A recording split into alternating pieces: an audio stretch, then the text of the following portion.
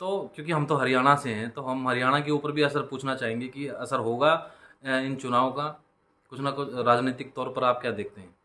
देखिए अनुज जी, पिछली बार भी जो 2019 का चुनाव हुआ था, अगर उसमें देखें तो कांग्रेस पार्टी ने 10,000 से कम वोटों से सत्ता गंवा दी, बहुमत की। कारण केवल वही इनफाइटिंग था। लेकिन आज जब मैं हैरान था, जब कर्नाटक का चुनाव चल रहा था, गिनतियां चल रही है, अभी खत्म नहीं हुई, जब हम बात कर रहे हैं, गिनती वहां पूरी हो रही है और रुझान हरियाणा के सिरसा में आ रहे थे।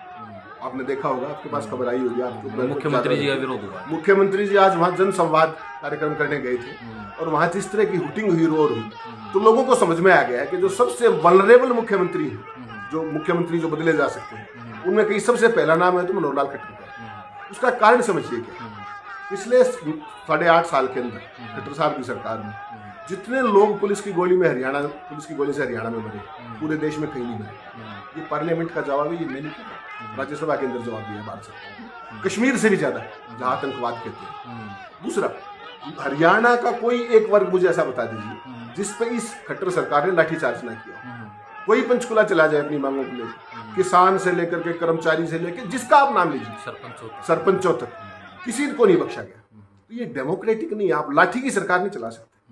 और दूसरा, जो पैरा ट्रूपर मुख्यमंत्री है, मुझे लगता है कर्नाटक के उदाहरण से, कर्नाटक के तजुर्बे से मोदी जी ये समझ पाएंगे कि उनके जो प्लांट्स हैं वो किसी भी स्टेट्स में लंबे समय तक नहीं चल सकते, वो चाहे हरियाणा हो, चाहे दिल्ली, मतलब कोई और स्टेट हो। जैसे उन्होंने 1 महीने के अंदर 2 उत्तराखंड के चीफ मिनिस्टर बदले, आपको याद हो, 1 महीने के अंदर 2। जिसको बनाया था उसको तो बेचारे को अभी तक सिस्टम भी समझ में नहीं आया था, उसने अपने अफसर भी लगाए थे। तो मोदी जी इस मामले में बहुत क्विक लर्नर है। अब वो इससे कितना सीख पाएंगे, नहीं सीख पाएंगे, लेकिन आज जो सिरसा में हुआ है वो पूरी भारतीय जनता पार्टी के लिए आने वाले दिनों की एक आहट है। और अच्छा होगा कि वो इस चीज को समझ लें, वरना सुपड़ा साफ हरियाणा में जहां से चले थे 2 सीटों से, माहौल वो है, लेकिन कांग्रेस की जो इनफाइटिंग है उससे भारतीय जनता पार्टी को बल मिलता है पिछले 10 साल से, वही कारण है। उसके अलावा तो हरियाणा में तो बीजेपी का पहले भी कुछ नहीं था और आज भी कुछ नहीं। डिपेंड करता है कांग्रेस ही कब सुधरेगी। तो